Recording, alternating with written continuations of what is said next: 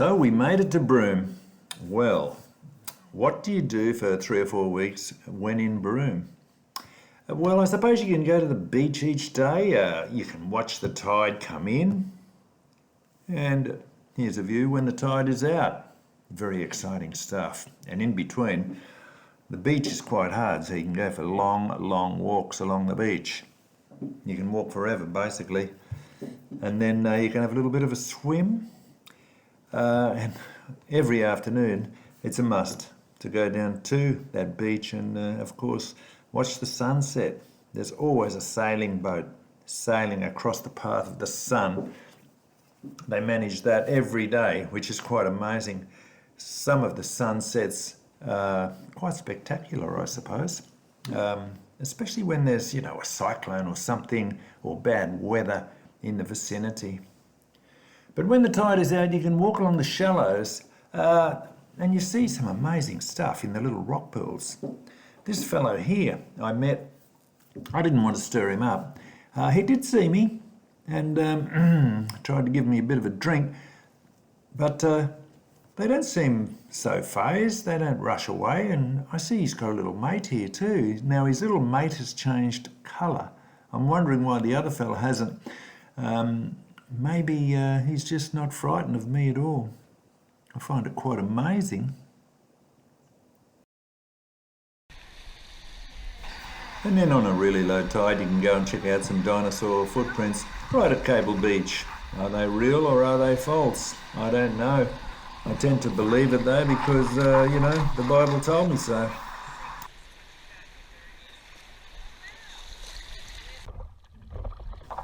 Well, I tried to catch a fish all around Broome. I just didn't have any luck. This is around Gantoon Point.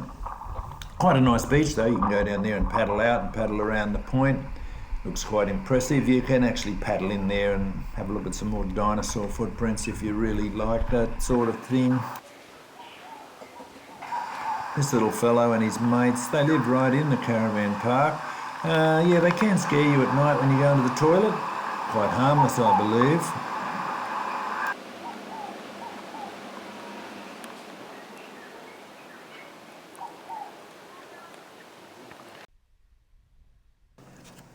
And look what they've done to Town Beach. Somebody has spent some money here and beautified the place. I really like it. It's a pretty good walking spot. They've got a fantastic new jetty there. You can see all the fishermen swimming there. This jetty goes under, once or twice a day every time the tide comes in. And I'm not sure what they're catching. I had no luck. I only wish life was this simple. If only it had an undo button. So I went down to the boat ramp just the other side of the main port. Still trying to catch a fish, still no luck. Really disappointed with Broome fishing. Just didn't have any luck at all. But the days are beautiful and the nights are beautiful too, and there's nothing like just settling down, with a drink and a nice meal coming up, some nice fish on the barbecue, if only.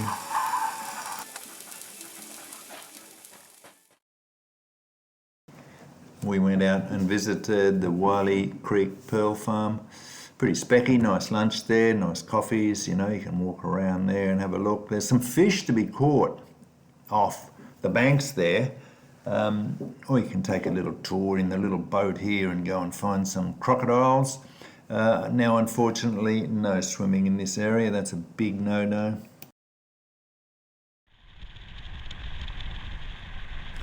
So just north of Broome, there's quite a few spots you can go to. We picked Bard Creek. Bard Creek is on a bit of an unsealed road. It's only corrugated, that's all. Quite a nice drive out there, though. Set up camp. What could be better?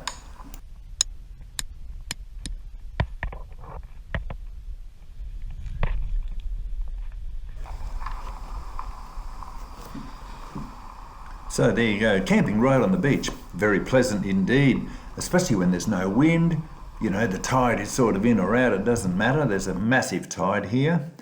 So we look out, it's a little bit low tide. We see a vehicle out there and wondering what the hell it's doing out there. Looks to be in a little bit of trouble. So we walk out and check it out. Notice how the beach is hardly any fall on it. It's hard to walk on. Beautiful. I don't know whether I should have been, treading in water at this time, because I did try fishing later, but we thought we'd go out and check this car out.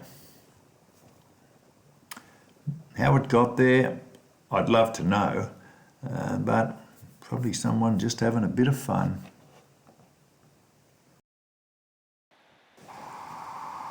It looks like an old Tojo, and it looks like it's been there quite some time, I suppose. I'm surprised no one's taken that rhubarb off the front. Anyway, I did try fishing again. I went out and fished in the area, and for ages and ages I've only caught one little fish, so I was too embarrassed to bring one fish back. I let it go. So I went to the creek itself, Bard Creek. Bit of a worry though, I'm not swimming here either. Another one? That's his mate.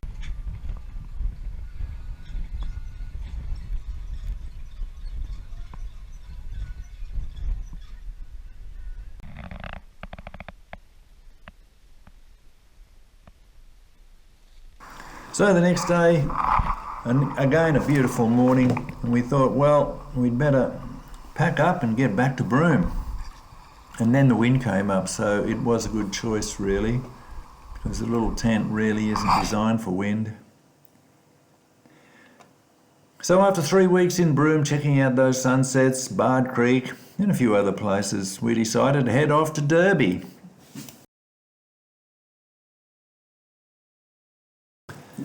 Anyway, some people say, why would you want to go to Derby for? Well, I wanted to find out if all the rumours were true, and they are.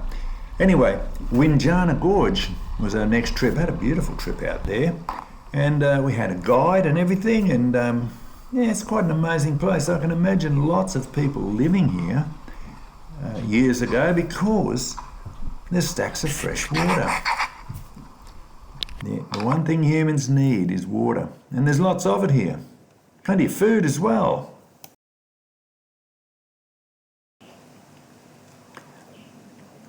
We had a great guide on this tour. He was a very knowledgeable person. Our family together, we call them peace child. And sometimes we still do that here. Especially in Fitzroy, sometimes they invite me to go to Mimby and things like that. I got family there from my father's side. Things like that.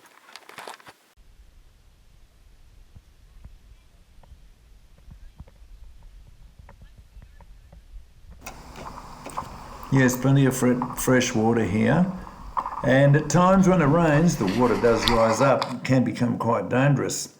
He told us the water was at the top of that white rock in one of the wet seasons, and it was rushing through. So that's a time you don't go swimming, I suppose.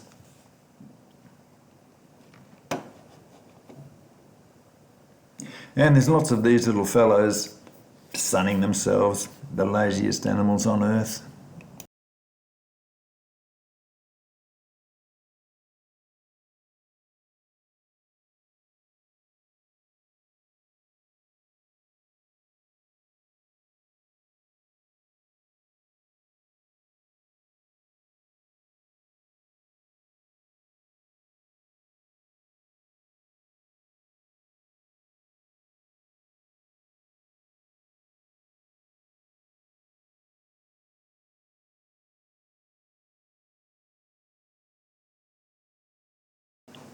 Yes, a beautiful spot.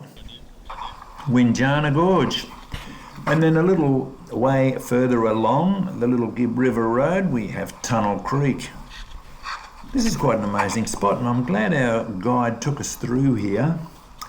He showed us some interesting things, and I did ask him how many people lived here. And believe it or not, he said only about 80 people lived here in the old times. So there was enough food for 80 people. I'd imagine there'd be thousands because there's plenty of water, but no, they had their little gangs. Pretty amazing place though. And it is like in a long cave, hundreds of metres long, so it's pretty dark inside. You definitely need a torch. Anyway, we leave Derby to itself, head off to Mimby Caves. This is a great spot to camp if you're ever up that way. It's run by a local family and it's a great camping area. There's no power, however, hot showers and beautiful clean barbecues and kitchen areas. But they took us into these caves. It looks a little bit like the Bungles, but the wrong colour, I suppose. And our guide on this one was Ronnie, one of the Ronnies. He was a very entertaining person as well.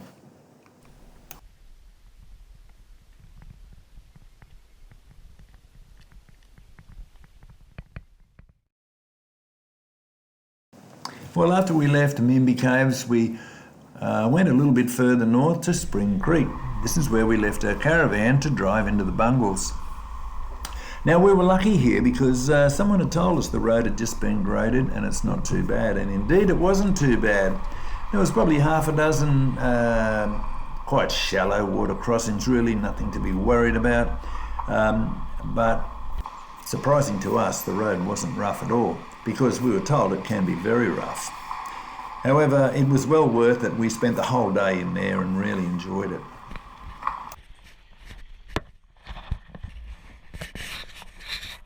Made it to the damn Bungles. The road in wasn't that bad, I don't think.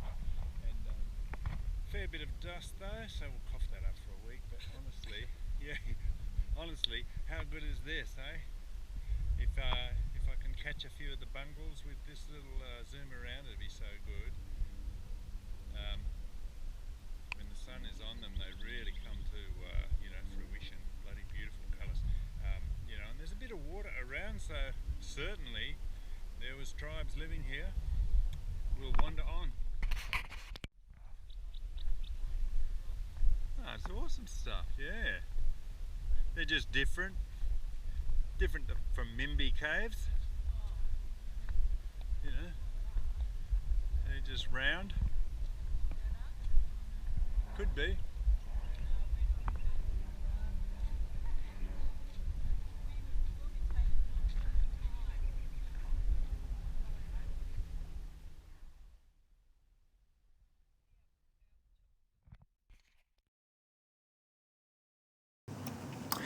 There's many walks at the Bungles. People actually go into the Bungles and camp there for 5 or 6 days, trekking around the Bungles, which would be fantastic, I think, because there's plenty of fresh water. But all the Bungles, they appear to be sort of roughly the same. They're all weathered the same. They're big, round, domey things. All the walk paths are well directed. You can walk for 12 kilometres if you want to, but the walking isn't arduous. There's no real climbing, so quite an enjoyable spot.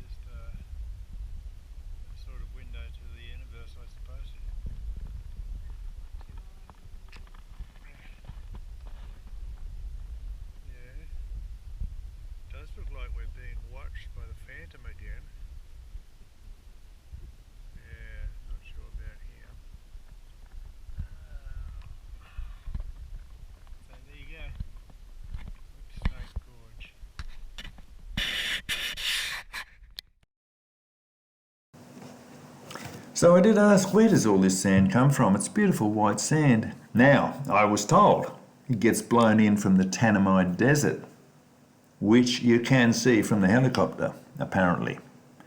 So the sand lands on the Bungles and over the time gets washed down into these little valleys. And then that sand gets washed, comes up to a beautiful white sand. Hard to believe, but true. Well, I did say there was no climbing, but if you want to go to the window to the world, yeah, you do have to climb up to the window, apparently. Hey, a great spot to have lunch, though. Well, we're at the window. So this window's a couple of hours walk. Pretty arduous, really. But, the view is pretty good behind us. There's Bungles. I guess going to stop here for a bit of food to eat, if we've got any left, that is. Got a couple of day or two trekking back to the car. I've got about 200 mils of water left, so just see how we fare, I think. Honestly.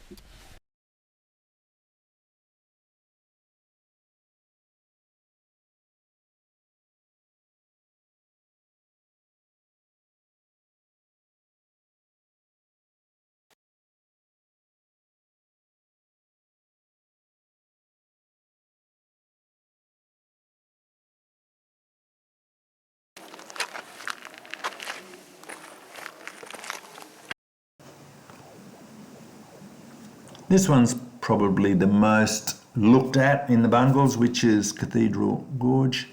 Wasn't much water in it this time.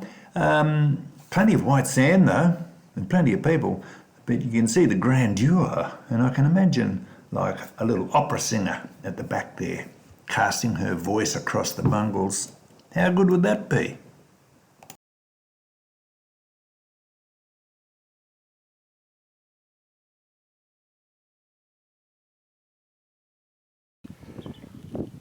Yeah, it's a nice look out whichever way you look at it, really.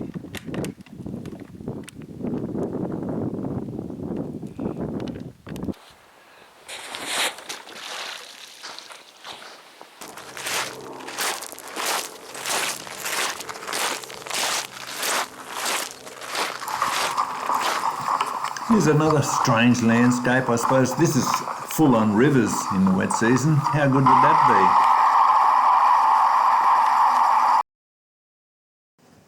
So driving back out of the Bungles, it's about 70 kilometres. We thought we'd take on this helicopter ride just to get another perspective of what they look like from the air. And well worth it if you ever get the chance.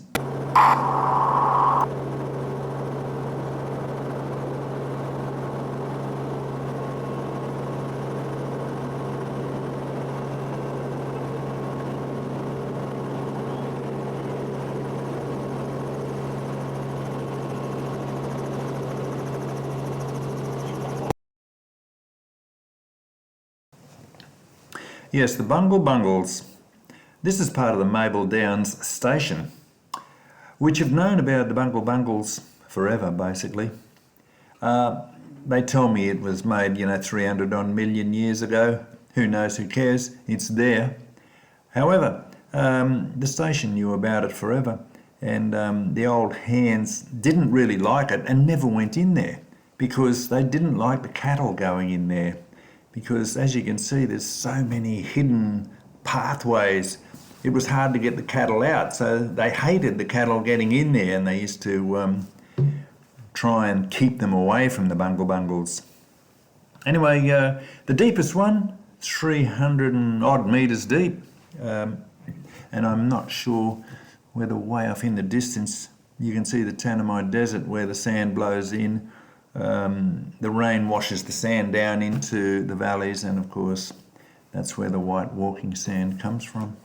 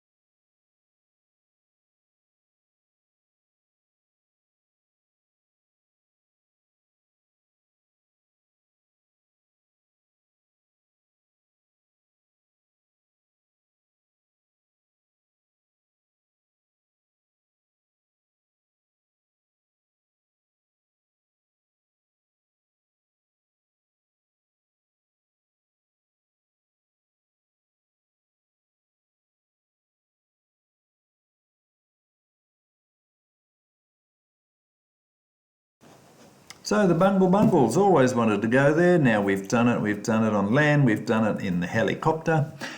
A very good day out, I reckon, anyway. But eventually we make it to Kununurra, where we're going to spend 3 weeks. So plenty to do up here. And what a beautiful place. Okay, the caravan park is right on the big lake there. Bird life is everywhere, of course. So we're going to spend 3 weeks getting some adventures into Kununurra. So tonight we're going to relax, watch the bats go by, and get ready for 3 weeks of Kununurra. So our next video will be Kununurra and probably getting up towards Darwin.